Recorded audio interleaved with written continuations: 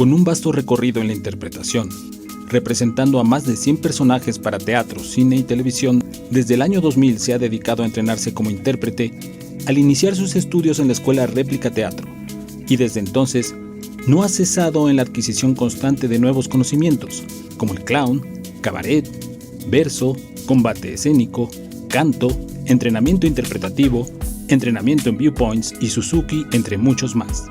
Ha participado en una gran cantidad de obras de teatro, como Los cuentos de Don Friolera, Los últimos días de Judas Iscariote, The Copla Musical, Cerda, Messier Goya, Constelaciones, Ciclos y su más reciente aparición en el teatro español, La Casa de los Espíritus. Tía, hay una serie que estoy deseando ver. Una de unas presas que van de amarillo. ¡Esa! En una cárcel ¡Esa! de mujeres. Que es así como muy brutal, que hay una chica así como con el pelo rizado, así como... como que mulata. Bueno, que es espectacular, Bueno, y hay otra que es ¿no? como maligna. Sí, que esa que la vende droga o algo así, ¿no? Que Vis a tienes- Vis se llama. Una actriz polifacética, con una gran trayectoria en cine y televisión, en donde ha interpretado personajes memorables de películas como Al final del camino, Toc Toc, Mientras dure la guerra y la última producción dirigida por Fernando Colomo, Poliamor para principiantes. En televisión la hemos disfrutado en producciones como Mujeres, La Señora, TV Movie, La Princesa de Éboli, Gran Hotel, Galerías Velvet, Vis a Vis y El tiempo que te doy. Por su trabajo, ha sido acreedora a diversas nominaciones y galardones, como el Premio de la Unión de Actores, el Premio Ondas Nacional de Televisión a la Mejor Intérprete Femenina de Ficción por su personaje Anabel en Vis a Vis, Premio a la Mejor Interpretación Femenina en la 23ª Muestra Internacional de Cine de Palencia por Meeting with Sarah Jessica, solo por mencionar algunas de las tantas distinciones a las que ha sido merecedora. Hoy, en el marco del 70º aniversario del Instituto Andrés Soler, tenemos el honor de recibir a la gran intérprete española, Inma Cuevas. Yo es verdad que desde pequeña sabía que me sentía libre en el escenario. Desde el colegio, mis maestros, mis maestras me enseñaron a disfrutar del escenario y me sentía libre. Pero sí es verdad que cuando cumplí los 18 años quería ingresar en la Escuela Real Superior de Arte Dramático de Madrid. Me presenté a las pruebas y las aprobé, pero claro, había 10 plazas para casi 500 personas. Entonces hubo una selección y yo no accedí a esa plaza. Y es verdad que mis padres me dijeron, tienes que estudiar una carrera. Y yo dije, pero es que yo quiero estudiar una carrera que es arte dramático, ya, una carrera de verdad. Y yo dije, bueno, esto es lo que yo deseo. Y sí que es verdad que yo seguía vinculada al teatro, estudié Administración y Dirección de Empresas Turísticas, no me preguntéis por qué, pero yo seguía vinculada al teatro. Y así fue que empecé a estudiar en Réplica Teatro, una escuela magnífica que me enseñó la base de la técnica que yo adquirí, que yo deseaba, porque yo era una actriz de intuición, pero tenía muy pocas herramientas y lo que yo deseaba era tener herramientas para poder subirme al escenario segura, ¿no? Aún ahora sigo teniendo herramientas que aprender y sigo deseando aprender, lógicamente, ¿no? Pero en ese momento para mí fue fantástico ingresar en Réplica Teatro, porque además me dio la oportunidad de, en finales de segundo curso, ingresar en la compañía que ellos tenían y empezar a trabajar como actriz. Y desde entonces no he parado. El teatro me ha dado grandes satisfacciones y luego afortunadamente se me han abierto las puertas en audiovisual, en cine y en televisión, pero el teatro me lo ha dado todo. Va de mano, ahí va juntito. Pero ¿cómo logras tú, no sé si fueron 3 años, 4 años de licenciatura, para poder después decir, bueno, ahora sí, voy a ser completamente actriz? ¿Cómo logras sopesar eso, llevarlo y tener en el alma los deseos de ser actriz mientras que estaba siendo una licenciada en turismo? Pues tengo que decirte que yo cada año de carrera lo pasaba mal, porque yo sabía que no era mi lugar, pero que tenía que estudiar eso en ese momento, ¿no?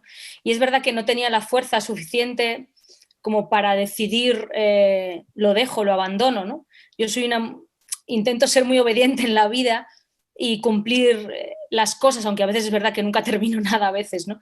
Y en este caso, lo que me pasó también fue que conocí a una persona maravillosa que es Jesús Sala, que me acompaña en la vida, mi marido, que también ahora es mi representante, es el productor de Kendosan Producciones, es toda la luz de mi día. Y es verdad que él me dijo, pero si tú quieres ser actriz, ¿por qué no? A pesar de que lo deseaba, necesitaba a alguien que me dijera, que creyera en mí, de verdad, y que dijera, ve, sueña, haz, ¿no? Acciona, no estés en el pensamiento, acciona, porque eso, quien piensa pierde y quien no acciona pierde también, ¿no? Entonces sí que fue fantástico encontrarme a Jesús en mi vida y que de verdad me dijera, pero si es fácil, hazlo, ¿no?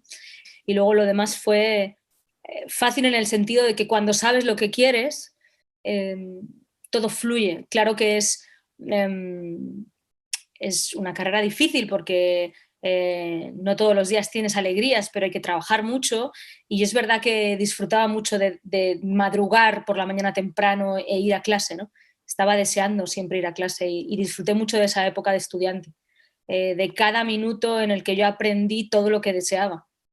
Y afortunadamente, como os contaba, luego tuve la fortuna de entrar en la compañía, con lo cual eso también me dio un salto a la vida profesional, ¿no?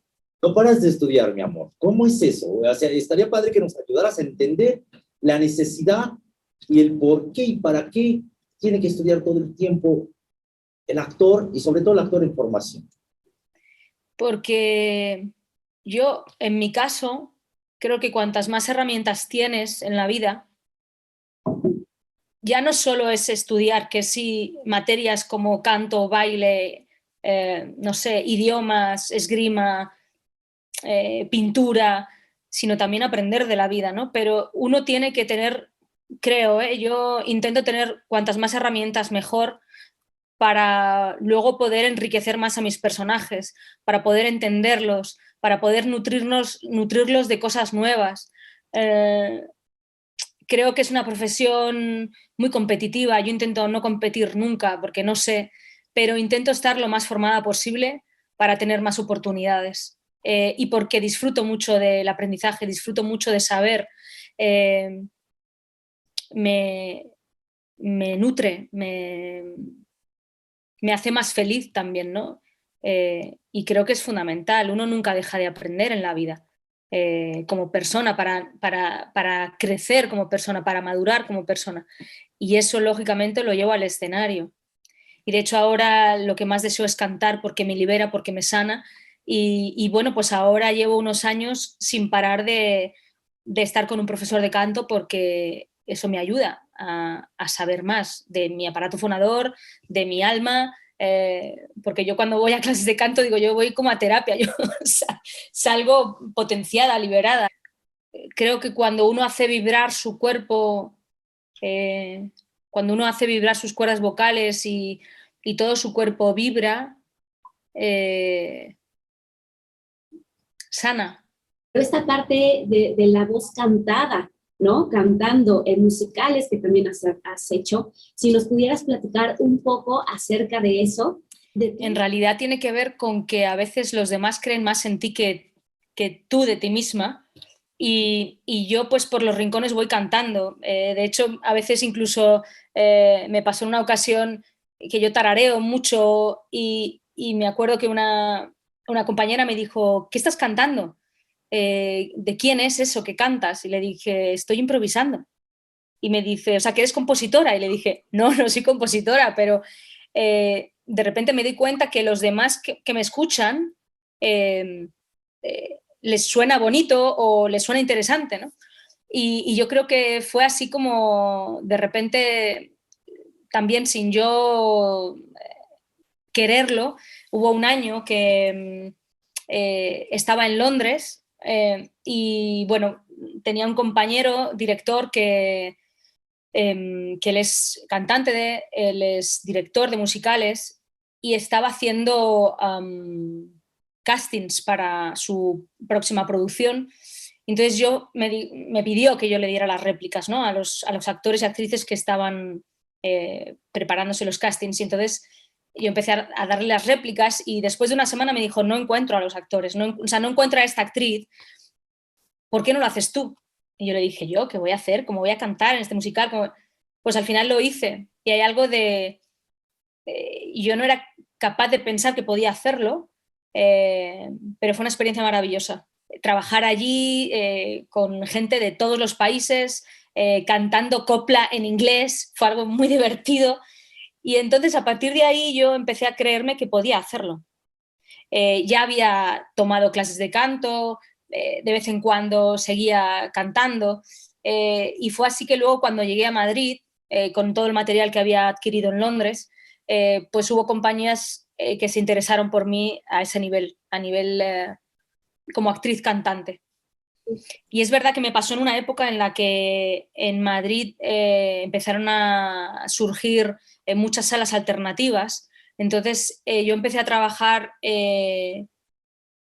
un lunes en una, un martes en otra, un miércoles en otra, y para mí fue adquirir como mucho callo, ¿no? Mucho entrenamiento. Y no me lo pensaba.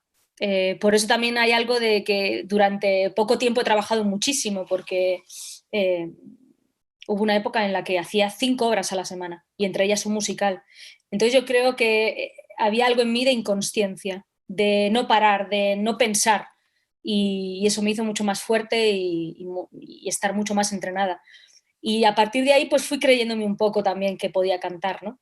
Sí, hay algo de la escucha, de escuchar con todo el cuerpo, de estar en el otro todo el rato, ¿no? Esto que decía de Clandone, la diana está fuera, todo está en tu compañero, y tienes que recibirlo y amplificarlo o aumentarlo y devolverlo, ¿no? Que en el verso se ve mucho, ¿no? Cuando te lanzan el último verso y tú tienes que recibirlo y volverlo a lanzar, si no estás en la misma onda y lanzas de nuevo, es verdad que notas que los actores están desajustados.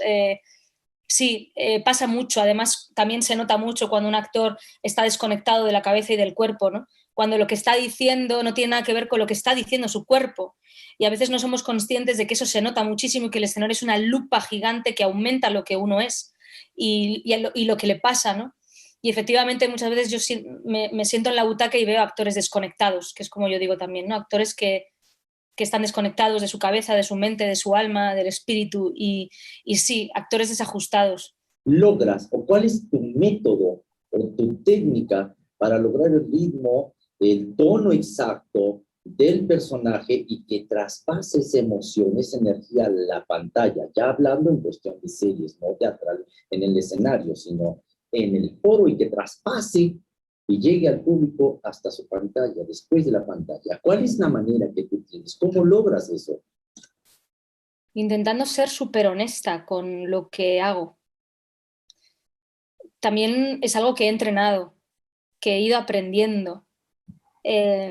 Cada vez me dejo llevar más por la intuición, algo que no sabía qué significaba cuando yo estaba en la escuela, ¿no? Y que todo el rato me repetían. Déjate llevar por la intuición, por lo que sientes, por el primer impulso que te lleva a tu cuerpo, porque el cuerpo es sabio, y la emoción cuando sale es sabia, ¿no? Y a veces queremos hacerlo súper bien y no hay hacerlo bien o mal, hay que hacerlo y dejar fluir con lo que uno siente también, ¿no? Intento no empujar las cosas, intento que fluyan, pero repito, es algo que he ido aprendiendo con el tiempo, e intentando ser de verdad empática con el compañero, respetando el espacio del compañero, respetando el mío, haciendo pactos con los compañeros, con los directores, con el equipo. Es una suma de lo... Cuando yo creo un personaje, primero, siempre que lo leo, siempre que leo un guión, me dejo llevar por la primera impresión y luego voy sumando. Y luego cuando llego a plató y comparto con mis compañeros, sigo sumando. Y cuando me dice el director algo, sigo sumando. Y luego también he aprendido a ser permeable, a dejarme influir también por lo que me da la naturaleza en ese momento, lo que hay alrededor, porque además eso también entiendo que es importante para los directores y directoras. No llevar una idea preconcebida del personaje y no moverse de ahí, porque a veces uno puede tener una idea maravillosa, pero lo que te ofrecen de fuera puede ser triplemente maravilloso. Hay que respetar lo que uno siente y luchar por eso, pero también como dejarse moldear. Porque ahí creo que todo fluye. A mí me gusta trabajar mucho en equipo y no imponer. Entonces creo que cuando uno trabaja en equipo todo fluye y cuando a uno le dan espacio también, ¿no? Esto que comentaba ella, por ejemplo, el personaje de Vis a Vis es un personaje que yo fui descubriendo en plató. Entonces también te tienen que dejar ese espacio para crear y no ponerse trabas ni juzgarse. Eso también lo he aprendido con el tiempo. Si yo hubiera hecho este personaje de Annabelle hace 5 años, yo no hubiera estado preparada. Creo que a uno le llegan los personajes cuando está preparado, creo. Esta es una pregunta obligada. Es que Venga. el personaje de Annabelle en Vis a Vis Es que sí, yo lo quería dejar como la cereza del pastel, pero no, ya lo mencionó. es que acá no tienes en que te amamos, te detestamos al personaje, ¿verdad? A nadie. Pues como os decía, Annabelle, yo hice casting para la gobernanta. Yo en realidad no era una presa, iba a ser de una de las gobernantas. Y el director de casting, Luis Narciso, que es uno de los grandes directores de casting que hay en España, me dijo, mira, he leído en guión que el personaje de la gobernanta muere en el segundo capítulo, entonces creo que quiero tenerte más de seguido en la serie, así que voy a esperar a que escriban el personaje de la nueva gobernanta. Al poco tiempo me llama y me dice, mira, la nueva gobernanta no va a salir por ahora, entonces vas a incorporarte ya al rodaje. Esto fue un viernes. Vas a incorporarte el lunes, vamos a tener una reunión el fin de semana y vas a hacer de presa. Entonces yo tuve una reunión con dirección, con guión, para que me hablaran un poco del personaje de Annabelle y yo hice una propuesta física, y empecé a investigar, hice una propuesta física que no me compraron en absoluto, pero claro, yo no tenía, o sea, yo entré a rodar sin apenas herramientas para crear ese personaje, entonces fui poco a poco. Afortunadamente el primer capítulo aparecía poco, entonces empecé como a observar los personajes, a escuchar el espacio, a olerlo, a habituarme al vestuario y de verdad Annabelle surgió, o sea, tenía lógicamente me dijeron que era sociópata, que era una mujer que no se llevaba bien con el resto de presas, que traficaba con droga, que venía de un prostíbulo. Me dieron cierta información, pero sobre todo lo que a mí me marcó fue que era sociópata. Entonces fui investigando, leyendo mucho y hubo una secuencia clave en la que yo, el personaje de Annabelle, le decía a Macarena que tenía que bajar al patio a buscar droga, ¿no? Y yo recuerdo que había un ambiente en el plató de mucho respeto, había muy poca luz y yo de verdad sentí como que si estuviera pues ahí, como en esa caja negra, ¿no? En un teatro, yo sentí de verdad esa intimidad y empecé a jugar como si no existieran las cámaras y como si Maggie Cibantos y yo estuviéramos jugando de verdad. Y entonces apareció algo en la secuencia y Jesús Colmenar, el director, cuando dijo corten, llegó y me dijo, Inma, eso pero un pelín más, súbelo un poco más, ¿no? Súbelo un poco más. Y empezamos a jugar y hubo una de las secuencias, una de las tomas que encontré esa intimidad, ese volumen de voz, esa cercanía, ese mundo sibilino y entonces ahí fue que nació. Y Jesús Colmenar me dijo, eso es Annabelle, eso es el diamante, lo acabas de descubrir. Y ahí me agarré a eso, ¿no? Me agarré a esa forma de hablar, a esa forma de moverme. También tengo que decir que yo vivo mucho los personajes cuando estoy rodando y tengo que decir que durante 3 años fue muy duro este personaje. para mí, físicamente incluso. Yo envejecí, claro, no me podía cortar el pelo, a mí no me maquillaba, no me hacían nada en el pelo, nada, y yo me veía que envejecía de verdad, porque además era un personaje muy violento. Najwa y yo hablábamos mucho de esto, ¿no? De cómo lo vivíamos, tanta violencia diaria, ¿no? Cómo jugar ese personaje con tanta dureza, porque además yo era un personaje al que nadie quería en plató, nadie quería en la cárcel, entonces era un personaje muy solitario, a la hora de trabajar también era muy solitario, pero bueno, todo eso acompañó a que Anabel fuera como fue. Y no me arrepiento para nada porque ha sido maravilloso. Y luego también había algo, que yo era la primera vez que experimentaba que se veía una serie con las redes sociales y con la respuesta inmediata del público. Y a mí me ponían fina, me insultaban muchísimo por las redes sociales y por la calle, no me vinculaban con Inma Cuevas haciendo de Anabel, sino directamente me llamaban Anabel, me agarraban, intentaban pegarme, me insultaban, me trataban fatal en todos los sitios y yo no lo entendía hasta que ya descubres que es que la gente como que reconoce la energía, no la mía, pero me ven y dicen, es Anabel, chunga, la mala malísima, ¿no? Que es lo que, que es como me dicen ahora con mucho cariño, ¿no? Pero en sus inicios fue difícil, hasta que uno asume que en realidad están alabando un trabajo, ¿no? Porque estás consiguiendo de verdad que el personaje sea odiado, ¿no? Hay algo que yo creo que todas estábamos entusiasmadas porque era una serie de mujeres, cosa que pocas veces había pasado antes. Nos hermanamos enseguida y luego es verdad que dirección daba mucho espacio a la creación y respetaba mucho a los actores, a las actrices. Cuando llegábamos a plató, lo que se hacía era la típica italiana, se hacía un ensayo en mesa y se hablaba sobre la secuencia y cada uno aportaba lo que pensaba de los personajes, de la secuencia, y ahí se iba creando. O sea, había mucho respeto por lo que cada una aportaba. Y luego, lógicamente, Jesús Colmenar tenía muy clara la secuencia, también ayudaba muchísimo a aunar toda esa energía.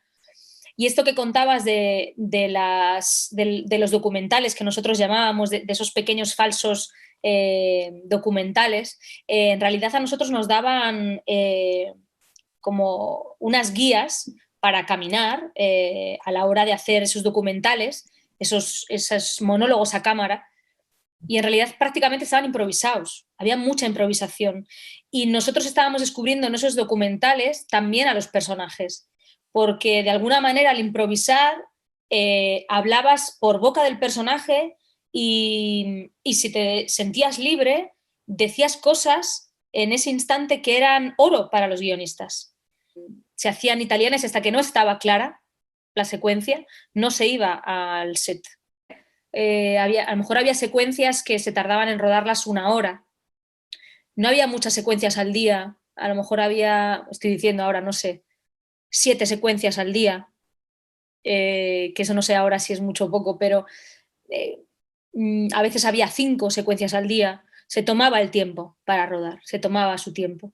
Y entonces se ensayaba la escena, la secuencia, y tú veías de verdad dónde estabas cómoda, dónde fluías, y te lo respetaban. Entonces decían, vamos a ver cómo se mueve esta secuencia, cómo la jugamos. Y cuando ya estaba jugada, cuando ya estaba vivida, el director decía, vale, pues entonces ponemos una cámara aquí, otra cámara aquí, otra cámara aquí, ¿no? Como yo ahora me la había planteado, estaba bien, pero me gusta más lo que hemos creado. A veces sucedía eso, ¿no? Que se daba mucho más espacio a lo que uno sentía en el espacio y por eso salían secuencias maravillosas. Yo recuerdo, por ejemplo, una secuencia con Maggie Cibantos que estábamos comiendo en el comedor y que yo la pedía, creo que la pedía una pastilla, no recuerdo bien cómo era, y ella luchaba porque no quería hacer algo que le decía guión, ¿no? Y estábamos con Sandra Gallego, la directora, y estuvimos discutiendo de verdad mucho sobre esa secuencia, porque no quería que el personaje de Anabel hiciera ciertos, porque al final siempre la relación es verdad que era más o menos la misma entre el personaje de Anabel y el personaje de Macarena. Entonces, nosotros también pensábamos que tenía que como que romper, evolucionar. Y cambiamos guión, cambiamos frases, cambiamos incluso el movimiento físico, hubo algo muy potente y salió una secuencia espectacular. A veces, pues eso, es que te escuchen, que te den espacio, que arriesgues, que te envalentones. Y es verdad que en Vis a Vis se dio todo eso, entonces por eso es la serie que es también. ¿Qué hace Inma Cuevas cuando no tiene todas estas ventajas, este equipo tan consciente, tan amable y tan que acobija para que tú puedas desarrollar y crear? Cuando todo es lo contrario y no te dejan tiempo para crear, cuando a veces es áspero el trabajo, cuando la gente no Sí. quiere bien, o no es un ambiente muy agradable, que digamos, ¿qué haces cuando no están estas cuestiones a favor? Pues al principio sufro un poco, pero tengo que reconocer que siempre hay algo positivo en todo eso. Uno tiene que sacar de donde no hay y siempre hay algo de donde uno puede aprender. Y de hecho eso es maravilloso porque nunca todo está a favor. Muchas veces uno trabaja en un espacio hostil, en un espacio que nunca es confortable, que nunca está a favor. De hecho, ha sido más o menos lo habitual, pero uno pues saca de donde no hay y hay que ser resolutivo. Creo que todo este trabajo que yo haciendo poco a poco como de moldearse para que todo fluya, hace posible que cuando todo no está a favor, uno sepa. A veces es verdad que el trabajo no está fino porque no te dan el tiempo y te gustaría. Creo que hay que llevar mucho el trabajo hecho de casa y bueno, favorecer el trabajo en plató. Entonces yo te preguntaría, ¿es necesario que el actor en cierto tiempo de carrera o cierto momento de su vida profesional en los escenarios, en los foros, haga una depuración, haga una limpia, haga una revisión de sí mismo? ¿Será necesario? ¿Y por qué? ¿Y cómo lo haces tú? Sí, de hecho, por ejemplo, ese espectáculo que voy a reestrenar ahora, se llama Ciclos, habla un poco de eso, de por qué estoy aquí, de quién soy yo como actriz, de por qué me dedico a lo que me dedico. Porque uno a veces, o en mi caso, claro, estás trabajando y eres feliz y sigues trabajando y te ofrecen trabajos y te buscas uno y produces otro y sigues en la rueda y hay un momento que todo el mundo te dice, qué maravilloso tu trabajo, pero de repente hubo un momento en mí que dije, ¿por qué hago esto? Me merezco estar donde me merezco estar, todo lo que me dicen, todo lo que siento es cierto. Y hubo un momento que yo me sentí como estancada porque yo quería como evolucionar. Después de Vis a Vis, después, bueno, pues de Mientras dure la guerra, hubo un momento um, que uno de repente no, o sea, lo siente, no es que lo busque, es que está. Yo tuve un momento y a pesar de que me iba todo maravilloso y tenía mucho trabajo, pero había algo en mí no sé si lo estoy haciendo bien. A veces soy muy exigente conmigo misma, ¿no? Pero me sentía como que necesitaba de verdad oxigenarme. A mí me queda muy fijo que recurres mucho a una acción maravillosa, que es tan sencillo, no sé si tú la propusiste o el director, constantemente recurre a peinarse a nadie. Eso me encanta, porque es el texto sin palabras, es Anabel en Los Psicópatas realmente. Yo no sé si eres, ahí tú lo propusiste y te autodirigiste y le dijiste al director, no, déjame porque esto quiero yo, y te lo autorizó. Dime qué es. No soy muy consciente, fíjate, sí que hay algo del pelo liso, de tocar el pelo,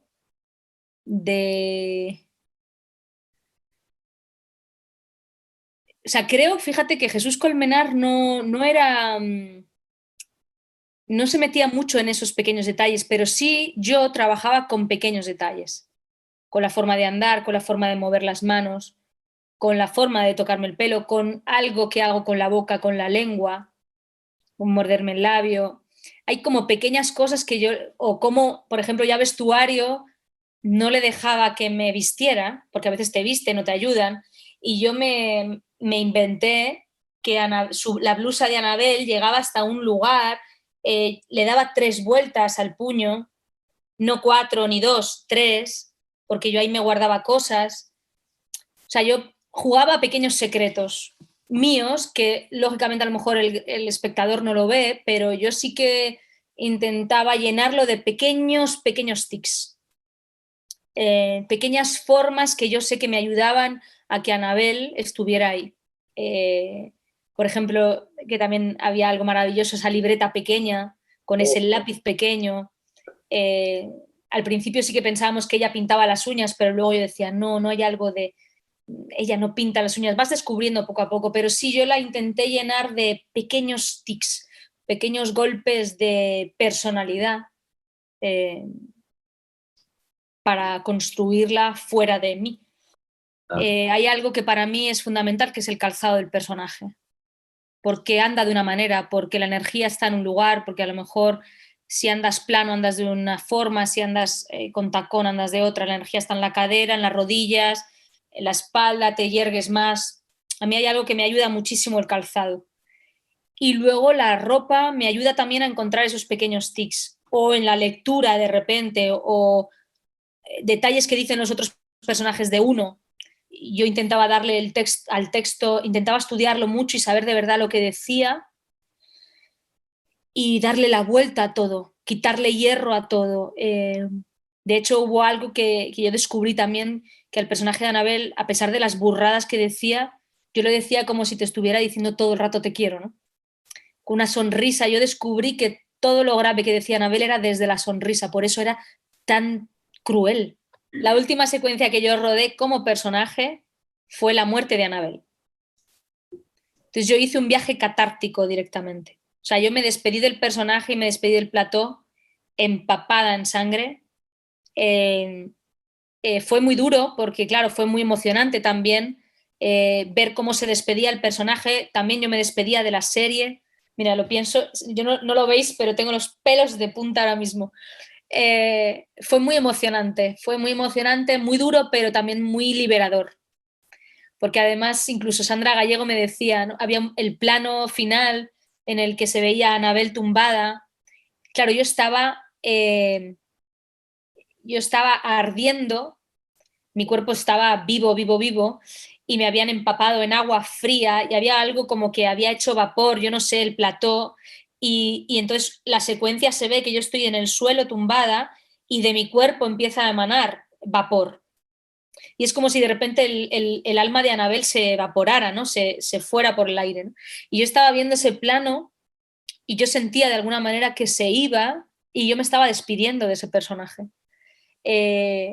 Bueno, por los tiempos en los que terminé de rodar esa secuencia, bueno, voy a decir una cosa muy íntima, pero yo me fui empapada en sangre, de mentira, lógicamente, en un coche corriendo al ensayo del Ángel Exterminador, y lo primero que hice fue meterme en el camerino y hacer un pequeño ritual de verdad quitarme todo eso, me puse música, di gracias y a otra cosa, mariposa. ¿Por qué es tan importante y cómo lo manejan allá en tu país? Son tres cosas a la vez. La disciplina. ¿Por qué es importante? ¿Para qué se necesita? La humildad y la perseverancia de la que hablaste ahorita. ¿Por qué son elementales y cómo se manejan? Claro, uno tiene que ser disciplinado porque esto es un círculo y la vida da muchas vueltas y uno tiene que estar preparado y ser disciplinado porque nunca sabe cuándo va a sonar el teléfono o cuándo va a llegar la oportunidad. Hay que ser humilde porque efectivamente esto también es un círculo, vuelvo al círculo, y uno tiene que trabajar con respeto porque nunca sabes dónde vas a estar, un día estás abajo, otro día estás arriba, y esto es circular, de verdad, esto te coloca en lugares que a veces estás arriba y a veces abajo, y creo que hay que equilibrar, que es algo que yo también intento hacer, equilibrar la autoestima y el ego y siempre mantenerme como un patito de goma en la ola e intentar surfear esa ola fluyendo. Y creo que lo importante es hacer lo que uno ama en la vida y lo que le hace feliz. Y si esto te hace feliz, hay que ir a por ello y luchar por ello. seguir soñando despiertos.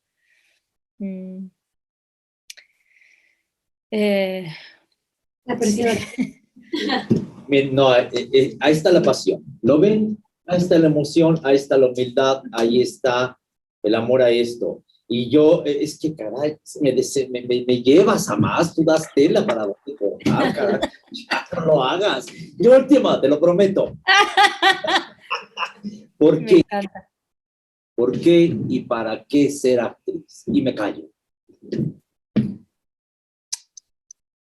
Mira, porque cuando uno tiene una habilidad que ayuda al otro a ser más feliz, yo soy feliz cuando escucho al público reír, cuando lo escucho emocionarse, conmoverse. Creo que tenemos una responsabilidad, creo que la cultura es importante, creo que hacer bello al otro es importante, creo que llenarlo de amor al otro es importante. Pues felicidades al Instituto Andrés Soler por estos 70 años de aprendizaje y de maestría, por seguir alentando en las artes a sus alumnos. Ojalá por otros 70 años más de cultura, de pasión, de amor. Gracias de verdad por seguir creando y por seguir enseñando el arte y la belleza que es tan necesaria en la vida. Gracias.